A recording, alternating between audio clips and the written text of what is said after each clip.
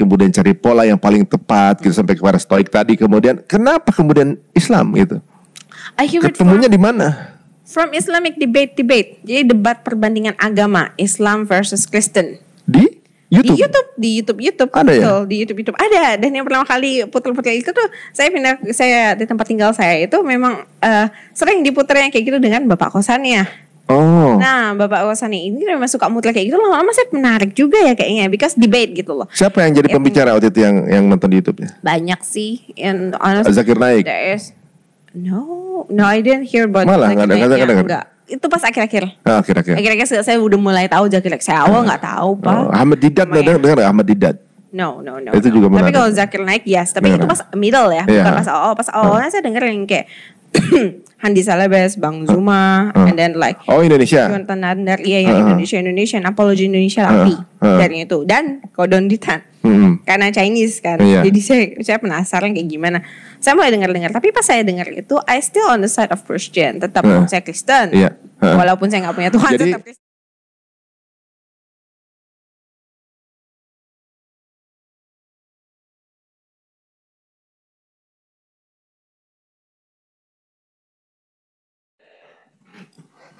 Udahlah teman-teman Kristen ya, jangan bantah ajaran Yesus. Jika hidup keberagamaanmu tidak lebih baik dari ahli Taurat, tidak boleh masuk surga, nggak bisa. Nggak ada agama katanya, yang ciptakan agama itu setan. Iya, Paulus dikatakan situ sekte dari Kristen. Parah kali lah. Tokoh setan. Aduh, parah-parah ini teman-teman ini. Ya, berikutnya ada Pak Victor. Ya, selamat malam. Malam. Wah, kayaknya salib nih. Pasti Kristen. Roma pasti. Agama Romawi. Gimana, Bang? Saya ingin ada pencerahan aja sih. Bang Juma Bang Juma selalu menarasikan bahwa yang disalib itu. Tunggu sebelum narasi di make sure dulu agamanya apa. Dari Katolik, Bang. Oke, siap, lanjut. Nah, ini agama tertua ini bagus. Kalau Katolik sopan, terusin. Ya, Bang Juma selalu menarasikan bahwa yang disalib itu Yudas. Tapi tidak ada bukti dalam Al-Quran pun bahwa yang disalib itu Yudas. Dan saya pengen tahu saksinya siapa bahwa yang disalib itu di dalam Islam itu bukan Isa atau Yesus. Kalau di dalam Alkitab ada saksi di Matius 27:50 dan Markus 15:37. Di situ ditulis Yesus berseru dengan suara nyaring dan menyerahkan nyawanya. Lalu di Lukas 23:4. Victor Ngoro. Udah bagus. Bang Ardi. Ya, gimana? Coba di mute. Ardiansyah di mute dulu itu mod. Nah, sip, lanjut. Ya, di mana kesaksian bahwa yang disalib itu bukan Isa, sedangkan di Alkitab kita meyakini bahwa di dalam Matius 27:50 dan Markus 15:37 Yesus berseru dengan suara nyaring dan menyerahkan nyawanya. Itu saksinya. Dan di Lukas 23:46, lalu di Yohanes 19:30 sesudah Yesus minum anggur asam dia menyerahkan nyawanya. Di situ saksi-saksi penyaliban Yesus. Dan sedangkan saya tanyakan kepada Bang Juma, di mana saksi bahwa yang disalib itu bukan Isa? Dan Bang Juma selalu menarasikan itu Yudas. Silakan. Oke, baik. Kalau penyaliban itu terjadi, siapa bilang penyaliban itu tidak terjadi? Islam mengakui penyaliban terjadi, Yahudi mengakui terjadi, Kristen juga mengakui terjadi. Islam yang disalib ini bukan Nabi Isa. Kristen yang disalib ini adalah Yesus. Yahudi yang disalib ini adalah Yeshua HaMashiach. Oke? Nah, sekarang kita ambil jalan tengahnya. Penyaliban terjadi. Kalau Islam salah dengan mengatakan orang yang datang kepada Bani Israel adalah seorang nabi, manusia suci, terkemuka, diselamatkan oleh Allah, itu di Islam. Sementara kenapa dia diselamatkan? Karena dia ini nabi, dia rasul, dia manusia suci yang ketika datang ke tengah-tengah Bani Israel, orang Israel menolaknya. Orang Israel tidak mau kemudian menganggapnya Mesias. Kenapa? Karena dia kemudian tidak sesuai dengan keinginan mereka. Itu yang pertama. Yang kedua, pada saat proses penyaliban terjadi, orang Roma di situ tidak menjadikan Kristen sebagai agama, tidak menjadikan salib sebagai simbol agama, tidak menjadikan dewa Horus, dewa matahari, datang ke Yerusalem menjadi nabi. Tidak. Jadi Anda harus memisahkan itu dulu. Kemudian yang kedua, kitab Anda muncul belakangan setelah tragedi penyaliban. Oke?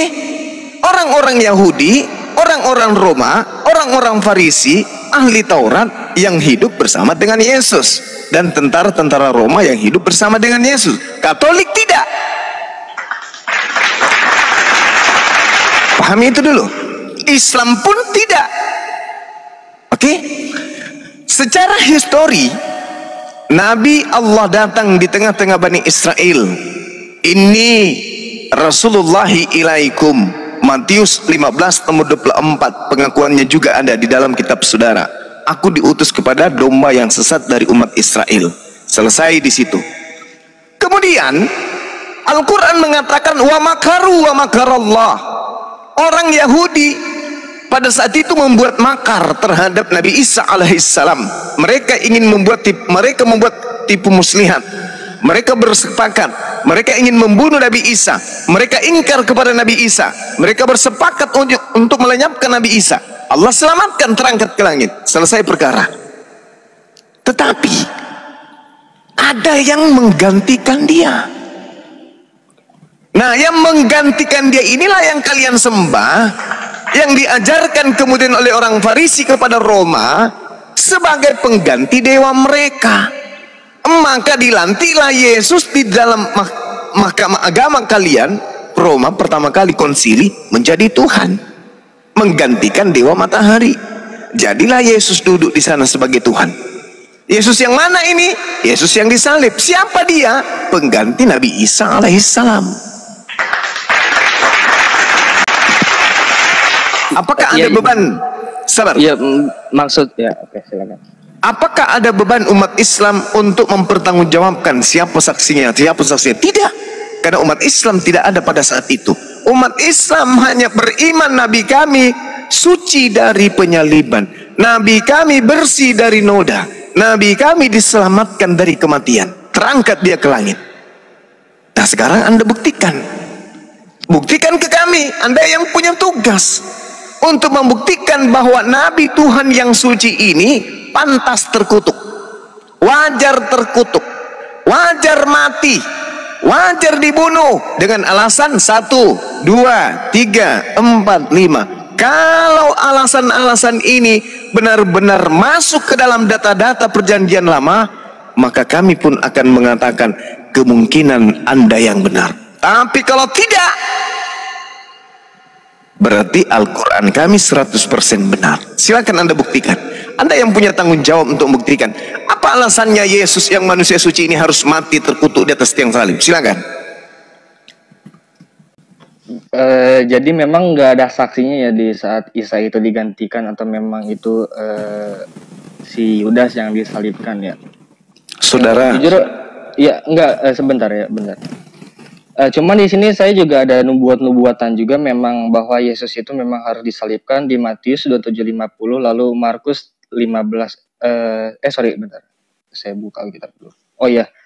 Di Matius 26 ayat 2 Yesus berkata bahwa anak manusia akan disalibkan. Lalu nubuatannya ada di Yesaya 53 ayat 3, lalu di Yesaya 53 ayat 7, di Mazmur 22 dan 22 ayat 2 sampai 3 akan berseru, Allahku, Allahku, mengapa engkau meninggalkan aku? Lalu digenapkanlah di Matius 27 ayat 46. Di situ sudah jelas nubuatannya bahwa memang akan disalibkan anak manusia. Dan itu saksi-saksinya yang saya sebutkan tadi di Matius, di Markus, dan Lukas, dan Yohanes. Bagaimana mungkin kalau memang itu bukan Yesus, sedangkan saksi-saksi di sana melihat Yesus yang disalibkan, Bang? Maksud saya seperti itu loh. Markus 14 nomor 50, semua murid lari meninggalkan Yesus. Siapa saksinya? Aduh. Iya, betul.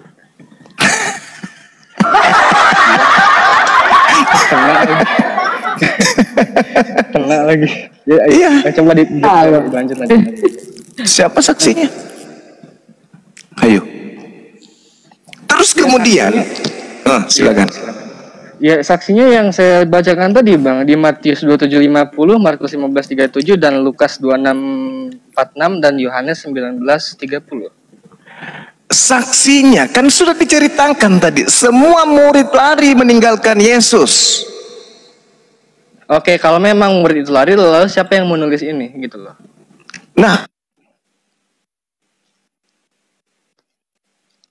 katakan kepada saudara, ketika Anda melihat di dalam Yohanes 17:8, Yesus mengatakan apa? Segala firman yang engkau berikan kepada aku telah aku sampaikan kepada mereka dan mereka telah menerimanya. Pada saat Yesus sendiri mengaku semua firman telah diberikan kepada muridnya dan mereka telah menerimanya. Pertanyaan saya, adakah kitab-kitab ini sudah ditulis pada saat itu? Adakah Lukas sudah menulisnya? Adakah Matius sudah ditulis? Adakah buku Markus sudah ditulis? Belum. Lalu siapa mereka yang menerima firman ini? Sementara kitab Anda itu muncul nanti puluhan tahun setelah Yesus meninggal, terangkat ke langit. Siapa yang menulis kitab Matius, Markus, Yohanes dan semuanya ini? Siapa yang nulis? Ya, sementara pada zaman Yesus tak ada yang menulis. Ya, bagi keimanan kita mereka kan diberikan Roh Kudus. Nah, di situ tidak Yesus tidak mengatakan itu. Yesus mengatakan dalam Yohanes 17:8, segala firman yang engkau berikan telah kuberikan kepada mereka dan mereka telah menerimanya dan mereka percaya bahwa engkaulah yang telah mengutus aku. Mereka semua telah menerima. Setelah mereka semua menerima, mereka percaya apa? Yesus adalah rasul, utusan Tuhan. Berarti antara penerima firman yang keluar dari mulut Yesus dengan orang yang menuliskan buku Bible Perjanjian Baru dan orang yang mengimani Perjanjian Baru itu beda dengan murid Yesus. Murid Yesus ketika menerima semua firman yang dari Yesus, percaya Yesus rasul. Yohanes 17:8, coba Anda baca. Segala firman yang engkau berikan kepadaku telah aku sampaikan kepada mereka dan mereka telah menerimanya dan mereka benar-benar percaya bahwa engkaulah yang telah mengutus aku. Mereka sang penerima firman, murid-murid percaya dengan benar bahwa Yesus ini adalah utusan Tuhan.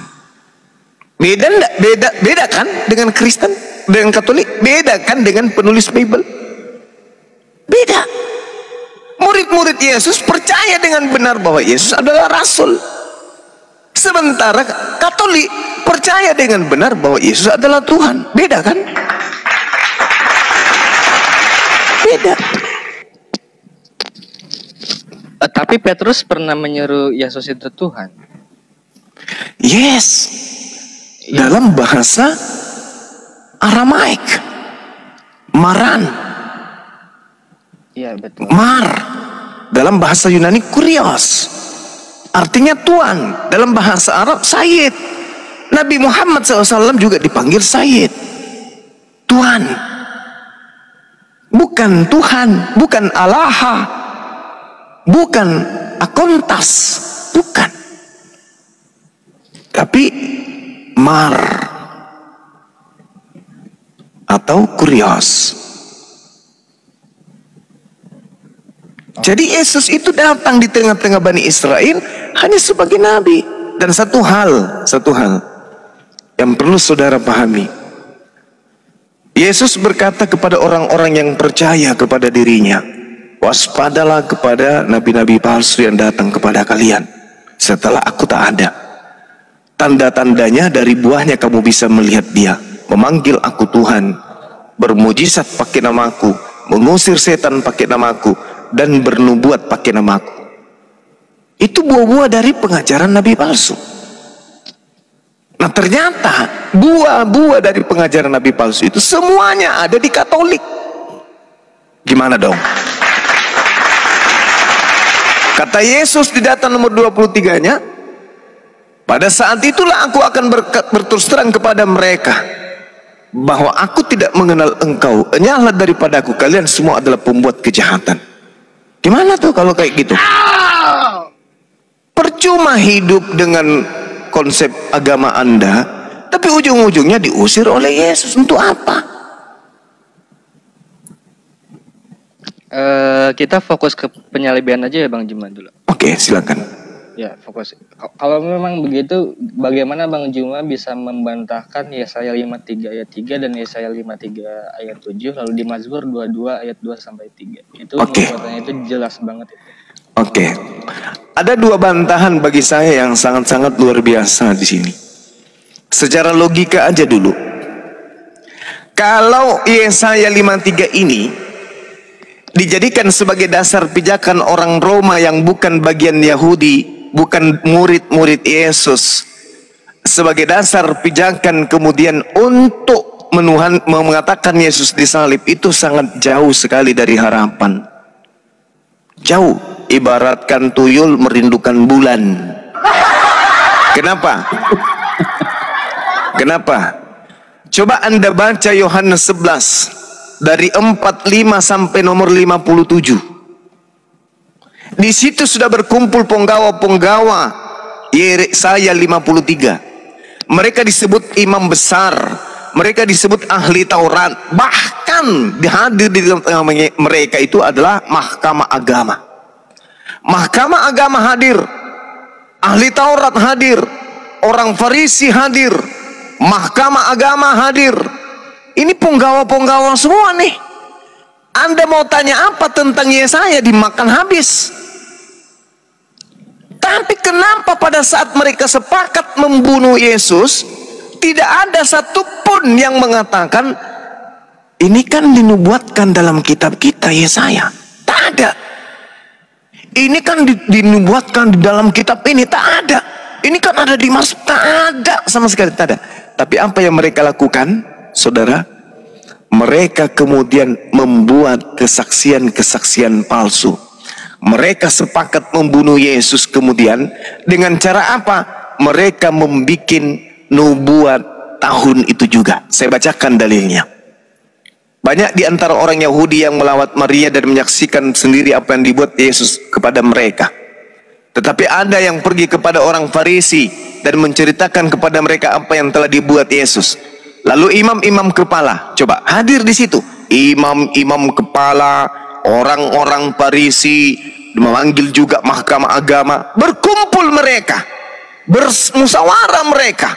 Lalu mereka berkata, apa yang harus kita buat sekarang? Coba, mereka bingung. Melihat keadaan Yesus yang begitu hebat, membangkitkan orang mati, membuat orang buta melihat dan seterusnya. Mereka bingung. Waduh, bahaya ini. Kalau Yesus dibiarkan ini bahaya. Mereka berkumpul segera. Ayo panggil semua mahkamah agama, panggil orang Farisi, panggil imam-imam kepala. Rapat mereka. Ini bahaya. Apa yang harus kita buat? Sebab Yesus ini membuat banyak mujizat. Apabila kita biarkan Yesus, maka semua orang akan percaya kepadanya. Dan kalau itu sampai terjadi, maka orang-orang Roma dan orang-orang Roma akan datang dan akan merampas tempat suci kita dan bangsa kita. Ini alasannya kenapa mereka kemudian ingin membunuh Yesus. Kalau ini sampai dibiarkan katanya, maka orang Roma akan datang merampas tempat suci kita dan merampas bangsa kita. Mereka khawatir, waduh bahaya ini. Andai saja apa yang Anda jadikan dasar Yesaya 53, pasti mereka akan mengatakan, tenang aja, kan dia sudah dinubuatkan untuk mati. Ada tertulis di kitab kita kan? Oh iya ya, panggil Yesus. Yesus juga akan datang. Betul Yesus, betul teman-teman. Aku datang memang untuk kalian. Memang sudah dinubuatkan. Aku sendiri yang menubuatkan itu. Aku datang sekarang. Ayo siapkan balok, siapkan tali. Siapa bagian menusuk lambung, siapa bagian mengikat, siapa bagian. Itu kalau betul. Tapi apa yang terjadi? Lebih baik satu orang ini daripada bangsa Yahudi Roma datang merampas tempat suci kita dan bangsa kita. Tetapi seseorang di antara mereka bernama Kayafas yang adalah imam kepala pada tahun itu. Imam kepala loh, imam besar. Tak ada lagi ilmu di atasnya nih. Apalagi semacam pendeta, hanya pastor, apalagi jemaat biasa, kecil sekali. Ini imam kepala bro, imam besar pada tahun itu kemudian angkat bicara. Apa kata dia? Kamu tidak tahu apa-apa. Tetapi sebagai imam besar, kalian itu tidak insaf. Bahwa lebih berguna bagimu jika satu orang mati, katanya. Lebih berguna bagimu jika satu orang mati, yaitu Yesus, untuk bangsa kita, daripada seluruh bangsa kita ini binasa. Coba. Jadi menurut imam besar, lebih baik satu Yesus mati untuk bangsa kita. Bukan untuk dosa waris, untuk orang Romawi, bukan. Lebih baik Yesus satu orang ini mati untuk bangsa kita daripada seluruh bangsa kita ini binasa. Jadi mulai hari itu kemudian tahun itu Kayapas membuat nubuat. Di data Yohanes 11 nomor 51, hal itu dikatakannya bukan dari dirinya sendiri, tetapi sebagai imam besar pada tahun itu dia Kayapas bernubuat. Nah, baru mau bikin nubuat pada tahun itu. Apa nubuatnya? Bahwa Yesus akan mati untuk bangsa ini. Dan bukan hanya untuk bangsa itu saja, tetapi untuk mengumpulkan dan mempersatukan anak-anak Elohim yang sudah bercerai-berai. Maka mulai dari hari itu mereka sepakat untuk membunuh Yesus. Tidak berguna Yesaya 53 kan? Tidak berguna Mazmur 22 kan? Tidak berguna. Mereka malah membikin nubuat hari itu juga, tahun itu juga, bahwa Yesus harus mati untuk bangsa Yerusalem. Yesus harus mati untuk apa? Membebaskan mereka dari cengkraman Roma. Tidak ada itu. Yang di Katolik itu nanti abad keempat baru muncul ajaran Yesus mati untuk dosa kita, nebus dosa kita, la la la la la la la. Itu muncul di abad keempat. Di abad pertama Yesus mati, disepakati dibunuh untuk membebaskan bangsa Israel dari penjajahan Roma. Dibuatlah nubuatan tahun itu. Bukti bahwa kalian Katolik ini hanya membuat-buat. Oh, ada di Yesaya 53, ada di ini, ada di itu. Lah, kalau itu ada, kenapa imam kepala mahkamah agama, orang Farisi, orang Yahudi, ahli Taurat berkumpul, tidak mereka jadikan itu sebagai dasar? Dan kenapa Yesus justru dikatakan begini, data nomor 54-nya? Karena itu Yesus tidak lagi tampil di depan umum di antara orang-orang Yahudi setelah dia tahu dirinya ingin dibunuh. Yesus kemudian pergi di suatu daerah di padang gurun, sembunyi dia. Sembunyi di padang gurun. Di mana dia pergi? Ke sebuah kota yang bernama Efraim, dan disitulah ia tinggal bersama dengan murid-muridnya. Lalu di data selanjutnya, sementara itu mereka mencari Yesus, dan sambil berdiri di bait suci mereka berkata dari orang ke orang lain, bagaimana pendapatmu? Apakah Yesus akan datang di pesta ini? Sementara imam-imam kepala dan orang-orang Farisi telah memberikan perintah supaya setiap orang yang menemukan Yesus berada di mana, agar memberitahukan supaya Yesus bisa ditangkap. Bener? Yesus sembunyi, bro. Berarti nubuatan datang mati untuk menebus dosa orang Katolik itu tidak ada. Itu hanya dibuat-buat belakangan. Ini keadaan yang ada terjadi pada masa itu. Sehingga apa yang terjadi? Coba Anda baca dalam Matius 26 nomor 4. Mereka membuat sepakat untuk membunuh Yesus. Mereka kemudian sepakat untuk membuat saksi-saksi palsu. Matius 26, coba Anda baca secara lengkap, satu perikop. Apa yang diterangkan di sana? Gelasnya kecil sekali, nak. Harusnya yang pakai ember. Iya, oke. Thank you. Nah, dikatakan di Matius 26:4, dan mereka merundingkan suatu rencana untuk menangkap Yesus dengan tipu muslihat dan membunuh Yesus. Coba. Mereka sepakat kemudian. Mereka berunding suatu rencana untuk menangkap Yesus dengan tipu muslihat dan untuk membunuh Yesus. Artinya kalau ada nubuatan di dalam kitab mereka, ngapain mereka bikin tipu muslihat? Ngapain mereka punya rencana busuk kalau memang sudah ada nubuatan? Karena yang disebut nubuatan berarti Yesus juga tahu. Berarti antara imam kepala mahkamah agama orang Farisi semua sudah pada tahu, Yesus pun tahu. Berarti harusnya mereka bertemu, salaman, ciuman, cipika-cipiki. Ayo, kapan kita mulai eksekusi? Ayo kumpul, kita pesta. Tuhan kita mau mati hari ini. Ayo kumpul. Ini malah apa yang terjadi? Mereka berunding untuk bersepakat, berencana untuk menangkap Yesus dengan tipu muslihat agar mereka dapat membunuh Yesus. Di data nomor 59-nya dikatakan apa? 59-nya jelas di situ dikatakan begini.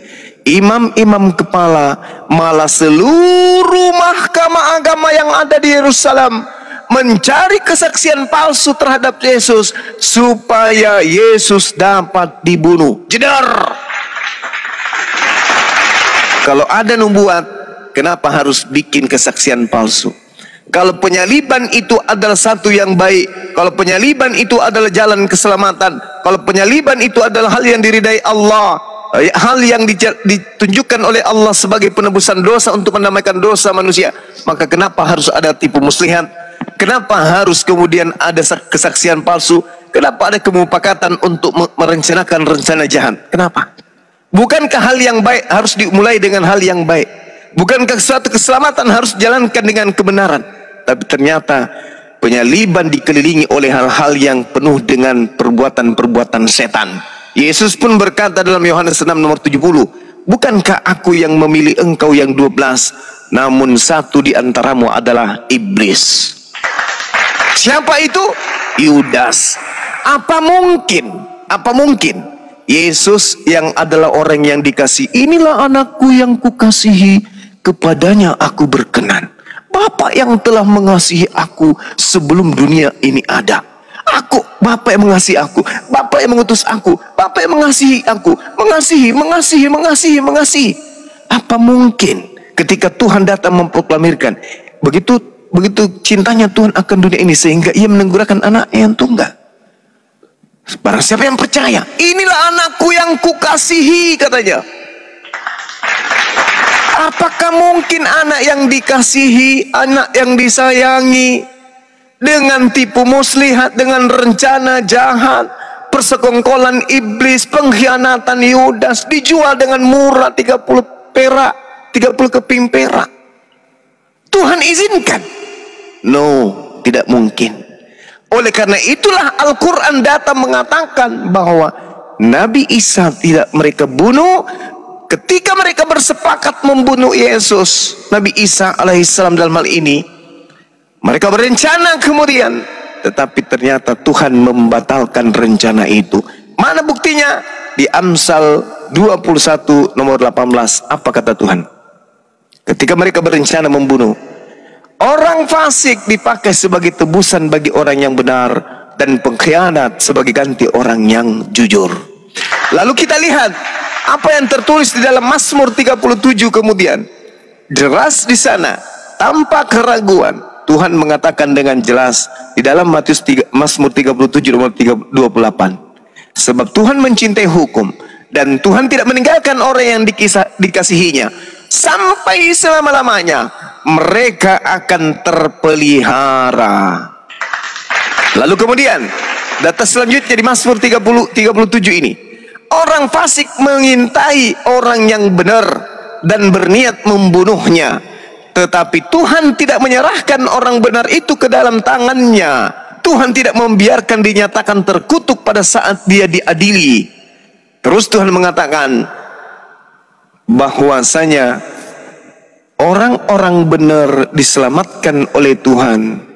Tuhan adalah tempat perlindungannya mereka pada saat kesesakan. Tuhan menolong mereka dan meluputkan mereka. Tuhan meluputkan mereka dari tangan orang-orang fasik dan menyelamatkan mereka sebab mereka berlindung kepada Tuhan. Jadi Nabi Isa diselamatkan. Yang menggantikannya adalah orang fasik. Siapa orang fasik ini?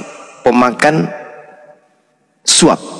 Di mana dikatakan pemakan suap itu fasik? Amsal 17 nomor 23. Orang fasik adalah orang yang makan suap. Di mana dikatakan pemakan suap ini terkutuk? Ulangan 27 nomor 25. Terkutuklah orang yang makan suap. Di mana dikatakan yang mati di atas tiang salib itu adalah orang terkutuk? Galatia 3 nomor 13. Berarti yang mati di atas tiang salib adalah orang terkutuk. Siapa yang terkutuk? Yesus atau Yudas? Yudas. Dah selesai. Berarti Anda selama kurang lebih 2000 tahun telah menyembah Yudas. Demikian. Silakan. Mantap. Oke. Cuman kan kalau menurut saya memang Yesaya dan Mazmur ini kan ditulis bahkan sebelum kedatangan Yesus ya sebenarnya.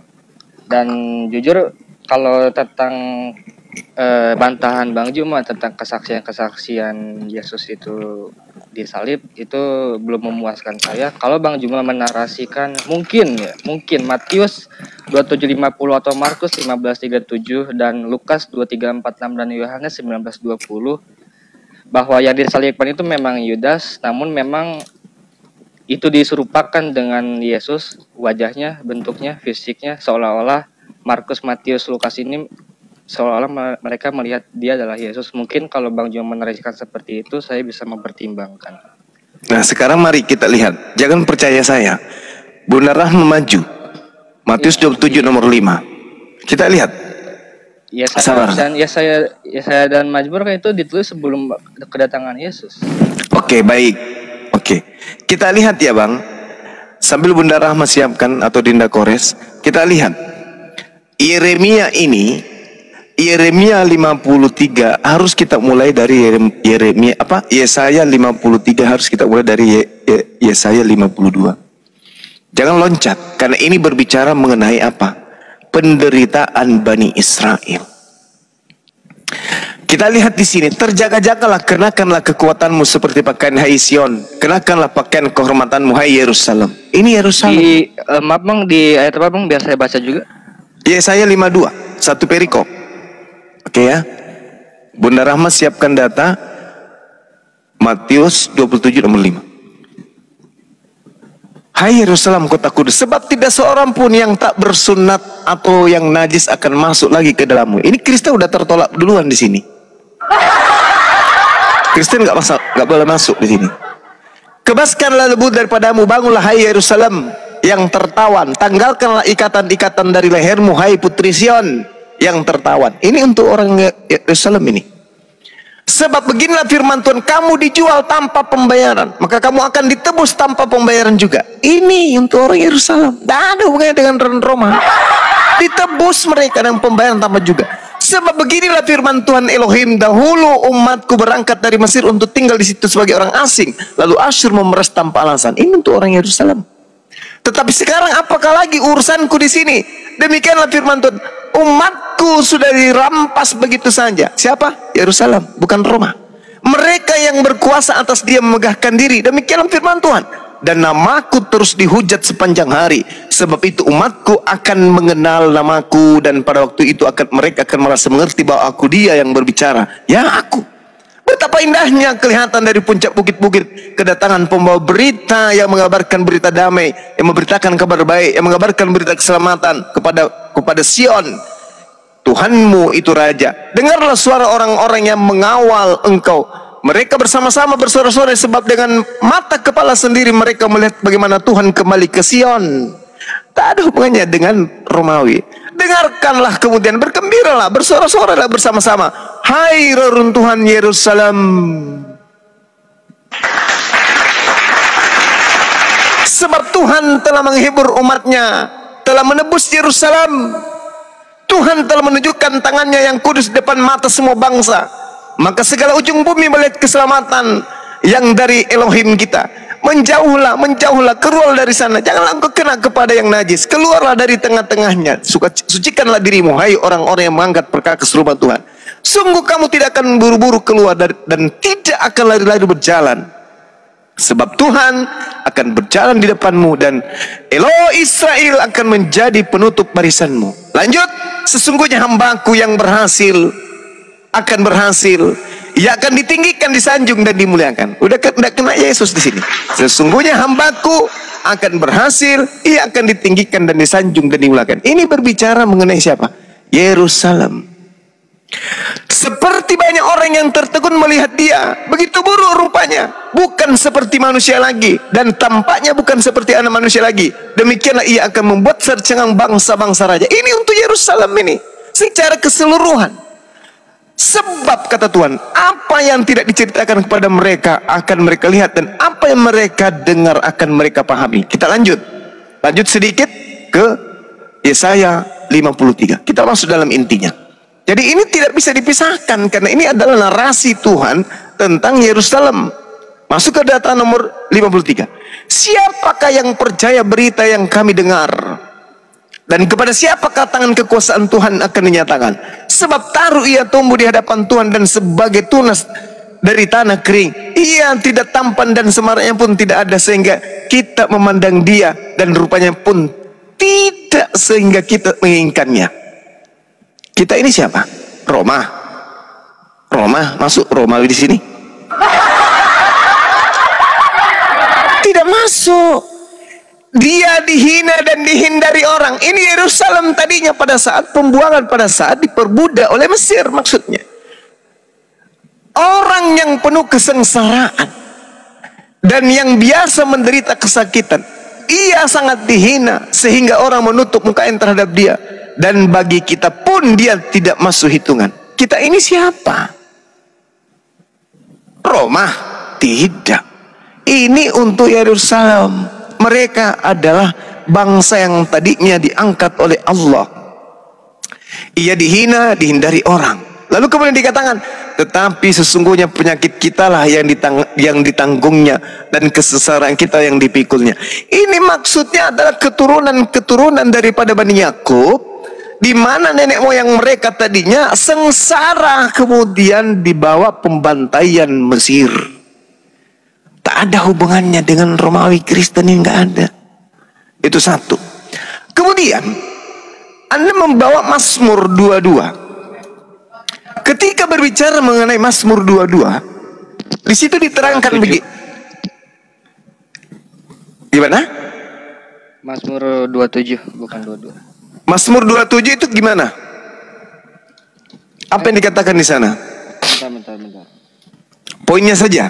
Apakah ketika berbicara mengenai wajahnya juga atau berbicara? Oh iya, di Mazmur 22 maksudnya ayat 2 sampai 3 yang di situ mengatakan mengapa engkau meninggalkan aku, dan digenapi di Matius 27 ayat 46. Itu digenapi di sini loh. Baik. Kita lihat. Untuk pemimpin biduan menurut lagu rusa di kala fajar, Mazmur Daud. Eli Eli lama sabaktani. Allahku, Allahku, mengapa engkau meninggalkan aku? Jangan sampai di situ. Baca terus. Aku berseru tetapi engkau tetap jauh dan tidak menolong aku. Ilahku, aku berseru pada waktu siang tetapi engkau tidak menjawab, dan pada waktu malam aku pun berseru. Sejak kapan Yesus berseru di atas tiang salib? Di malam hari. Yesus turun di salib sebelum maghrib. Ini cuma akal-akalan gereja Romawi mengambil data ini. Kita lihat ya. Saya ulang di data nomor 2. Ilahku, ilahku, mengapa engkau meninggalkan aku? Artinya apa? Tuhanku, Tuhanku, mengapa engkau meninggalkan aku? Sekarang kita lihat apa yang tertulis di dalam Mazmur 37. Sebab Tuhan mencintai hukum. Tuhan tidak meninggalkan orang-orang yang dikasihinya. Tuhan tidak meninggalkan orang yang dikasihinya. Inilah anakku yang kukasihi. Berarti Yesus adalah orang yang dikasihi. Berarti Tuhan tidak meninggalkan Yesus. Berarti yang teriak di Mazmur 22 bukan Yesus. Kalau dipaksakan dalam Matius itu, berarti yang teriak memanggil Tuhan itu adalah Yudas. Karena Yesus tidak pernah memanggil Bapa dengan panggilan Eli. Eli, Eli, lama. Yesus tidak pernah memanggil Bapa dengan panggilan Eli. Kemungkinan dia adalah Yudas yang memanggil Eli itu. Ingat, siang malam katanya. Berarti Mazmur 22 gugur, nggak bisa dijadikan sebagai patokan acuan untuk nubuah. Karena di sini teriak malam, teriak juga siang. Yesus yang di tiang salib itu cuma sore turun dia. Belum maghrib turun dia. Diambil mayatnya dari tiang. Karena kata Tuhan dalam Ulangan 21 nomor 22 sampai nomor 23, jangan kau biarkan mayatnya orang yang dikutuk oleh Tuhan itu untuk menyentuh tanah yang diberikan Tuhanmu kepada nenek moyangmu sebagai milik pusakamu. Gak boleh. Jadi gak ada jalan bahwa Yesus yang mati di atas salib. Anda mau lari kemana? Gak ada. Ini pembuktian yang sangat akurat. Tak ada jalan untuk orang Roma Kristen pertama untuk menjadikan dewa matahari menggantikannya dengan Yesus yang datang kemudian di Yerusalem. Itu tak ada mungkin, tak mungkin. Jadi kalau Anda menggunakan narasi sehat, logika sehat, keseimbangan akal dan pikiran Anda, saya yakin Anda akan meninggalkan penyembahan terhadap Yudas. Masuk ke Bunda Rahma, boleh? 1 menit? Oke, silakan. Nah, Bunda Rahma dibesarin.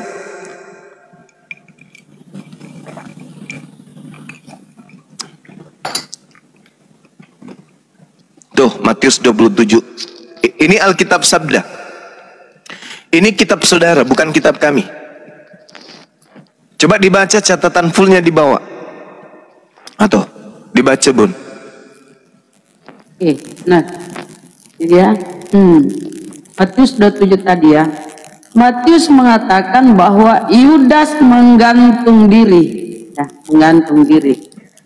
Kemudian kisah para rasul beda lagi ya. Kisah para rasul mencatat bahwa Yudas jatuh tertelungkup.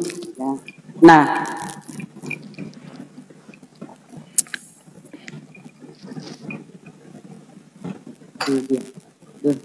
menggantungnya ini nih. Menggantung pada masa itu hanya dilakukan dengan cara disalibkan. Nah, Yesus menggantung diri ya. Yudas menggantung diri. Menggantung diri pada waktu itu, pada masa itu hanya dilakukan dengan cara disalibkan. Berarti Yudas disalibkan, dah selesai. Jadi yang disalib Yudas, oke? Ya, mungkin mana?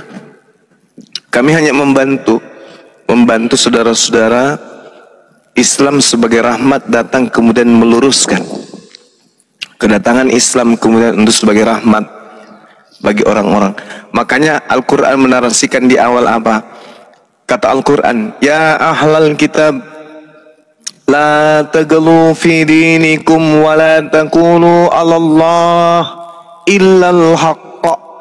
Innamal masihu Isa ibn Maryam Rasulullah wa kalimatuh alqaha ila Maryam wa ruhum min fa aminu billahi wa rasulih ولا تقولوا ثلاثة انتهوا خيرا لكم إنما الله إله واحد سبحانه أن يكون له ولد له ما في السماوات وما في الأرض وكفى بالله وكيلا. An-Nisa ayat 171. Ini Allah mengatakan apa? Wahai ahli kitab. Kenapa bukan orang Kristen yang diseru di sini? Kenapa bukan orang Roma yang diseru oleh Al-Quran? Kenapa yang diseru adalah orang Yahudi? Apakah orang Yahudi kemudian menganggap Nabi Isa itu adalah Tuhan? Tidak. Ini dikarenakan sebagian dari ahli kitab merubah-rubah kitab mereka lalu mereka jual ke orang Roma Yunani dengan mengajarkan bahwa Nabi yang datang mati di atas tiang salib itu kemudian adalah jelmaan Tuhan, inkarnasi Tuhan dan seterusnya. Makanya Allah mengatakan, ya ahlal kitab la taghlu fi dinikum wa la taqulu 'ala Allahi illal haqq. Wahai ahli kitab, jangan kamu melampaui batas dalam agamamu. Jangan kamu mengatakan terhadap Allah kecuali yang hak, yang benar. Sungguh Nabi kami yang datang di tengah-tengahmu melalui ibu bernama Maryam. Itu hanyalah utusan Allah yang diciptakan dengan kalimatnya yang disampaikan kepada Maryam dan dengan tiupan roh dari Allah. Maka berimanlah kepada Allah, beriman jugalah kepada Rasul, dan jangan kamu mengatakan Tuhan itu tiga. Berhentilah dari ucapan itu lebih baik bagimu. Sesungguhnya Allah itu Tuhan yang Maha Esa, Allah itu Tuhan yang Maha Suci dari tanggapan-tanggapan mempunyai anak. Milik Allah apa yang ada di langit dan apa yang ada di bumi, dan cukuplah Allah sebagai pelindungmu. La taglu fi dinikum wa la taqulu 'alallahi illal haqq. Ini yang diterangkan Al-Quran. Teguran kepada orang-orang Yahudi yang telah mengajarkan, ahli kitab yang telah mengajar orang Roma untuk menuhankan Yesus. Demikian. Oke, itu ulangan dan Mazmur dan Yesaya. Dari Burunda. Gimana? Ya, gimana? Iya, gimana tadi? Ulangan kenapa? Iya, di ulangan tadi itu saya jadikan PR ya. Saya masih belum bisa jawab itu. Sekarang saya ingin nanya ke Bang Juma, maksudnya gini loh. Seberapa penting Nabi Muhammad menurut Bang Juma, karena setiap Bang Juma Lab tuh menyuruhkan Muhammad. Bang Juma belum pernah ketemu dia, bahkan ilustrasinya juga gak ada, entah itu foto, lukisan atau patung, tapi Bang Juma menyuruh nama dia. Jadi anehnya menurut saya umat muslim rela bahkan nyawa pun gak berharga kalau Nabi Muhammad dihina akan mengorbankan nyawanya gitu loh untuk umat muslim. Jadi seberapa penting sih Nabi Muhammad bagi Islam itu? Oke, baik. Tanpa foto nih, ini tanpa foto, tanpa patung, tanpa lukisan, seandainya ada lukisan pun itu di blur wajahnya. Jadi seberapa penting sih Nabi Muhammad dalam Islam? Oke, saya bacakan dalilnya ya. Jadi Allah Subhanahu wa taala menjelaskan di dalam Al-Qur'an, "Qul in kuntum tuhibbunallah fattabi'uni yuhibbukumullah wa yaghfir lakum dzunubakum wallahu ghafurur rahim." Allah mengatakan apa? Qul, ya.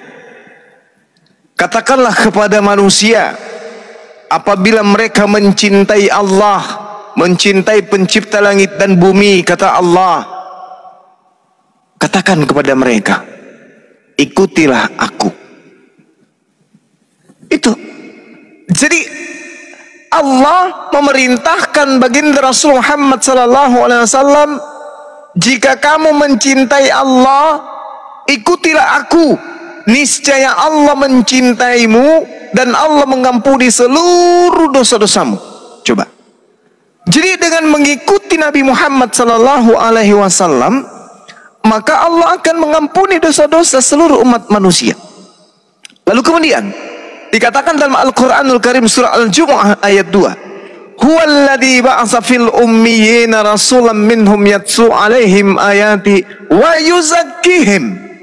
Dialah yang mengutus seorang rasul kepada kaum yang buta huruf dari kalangan mereka sendiri, yaitu Nabi Muhammad SAW, yang membacakan kepada mereka ayat-ayat Allah, mensucikan mereka.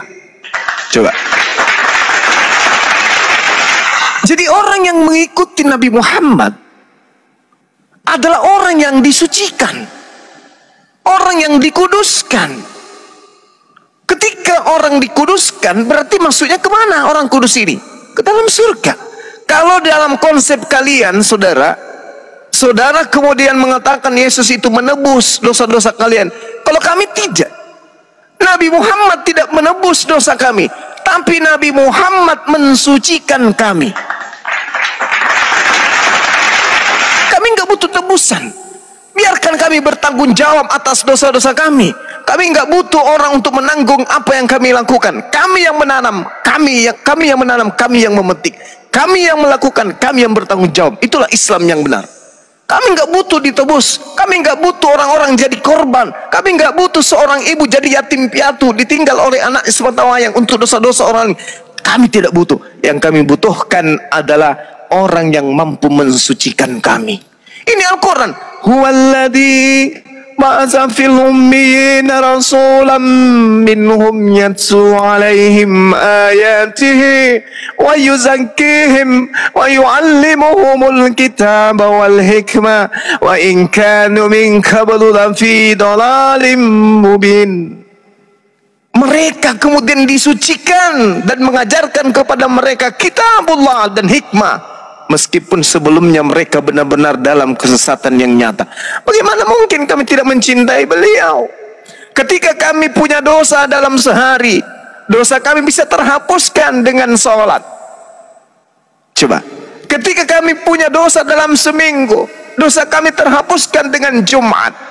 Ketika dosa kami lakukan dalam sebulan, maka terhapuskan dengan puasa Ramadan. Ketika puasa kami ada dalam setahun, maka dosa kami dihapuskan dengan istighfar. Suci kami.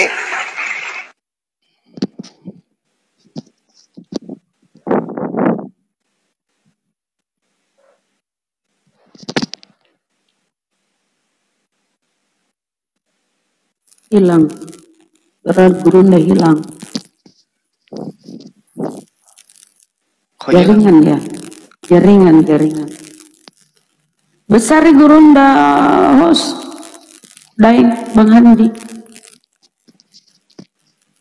Kenapa? Besari Bang Gurunda. Aduh, itu malah ada yang signal. Ya, jaringan. Signal dia itu. Sabar aja dulu.